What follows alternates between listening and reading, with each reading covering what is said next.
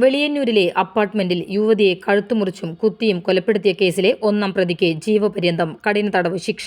തമിഴ്നാട് ട്രിച്ചി സ്വദേശി പളനിസ്വാമിയാണ് ജീവപര്യന്തം കഠിന തടവിനും വിവിധ വകുപ്പുകളിലുമായി 12 വർഷം കഠിന തടവിനും 9 ലക്ഷം രൂപ പിഴയടയ്ക്കുന്നതിനും തൃശൂർ 1-ാം additional sessions judge K. Kamanis വിധിച്ചത്. 2018 ജൂലൈ 27 വൈകിട്ട് 4 മണിക്കാണ് നഗരത്തെ നടുക്കിയ സംഭവം നടന്നത്. തമിഴ്നാട് സ്വദേശിയായ ശശികുമാറിന്റെ ഭാര്യയായ മഹേശ്വരിയാണ് കൊല്ലപ്പെട്ടത്. അക്രമികൾ സ്വർണ്ണാഭരണങ്ങളും 8,75,000 രൂപയും കവർച്ച ചെയ്തിരുന്നു. തമിഴ്നാട് സ്വദേശിയായ ശശികുമാർ പണം പലിശയ്ക്ക് കൊടുക്കുന്നയാളായിരുന്നു. പ്രതി പളനിസ്വാമി ശശികുമാറിന്റെ വലിയച്ഛന്റെ മകനാണ്.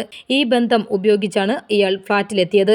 മഹേശ്വരിയെ കൊലപ്പെടുത്തി മോഷണ വസ്തുക്കളുമായി തമിഴ്നാട്ടിലേക്ക് ഇയാൾ കടന്നു. കവർച്ച നടത്തിയ പണം 2-ാം പ്രതിയായ ട്രിച്ചി സ്വദേശി ഫറൂഖിനെ ഏൽപ്പിച്ചു. ദൃക്സാക്ഷികൾ ഇല്ലാതിരുന്ന കേസിൽ പോലീസിന്റെ ശാസ്ത്രീയമായ അന്വേഷണ രീതിയും മുഖേന കളവു ചെയ്ത മുതൽ കണ്ടെടുക്കുകയായിരുന്നു. കൊല്ലപ്പെട്ട മഹേശ്വരിയുടെ ഉള്ളം കൈയിൽ നിന്നും പ്രതിയുടെ ചുരുണ്ട മുടി കിട്ടിയിരുന്നു. പോലീസ് പിന്തുടരുമെന്ന് ഭയന്ന് തെളിവ് നശിപ്പിക്കാൻ പ്രതി കൈവിരലുകൾ തിളച്ച രാസലായനിയിൽ മുക്കിയ ശേഷം ട്രിച്ചിയിലെ ആശുപത്രിയിൽ ചികിത്സ നേടി.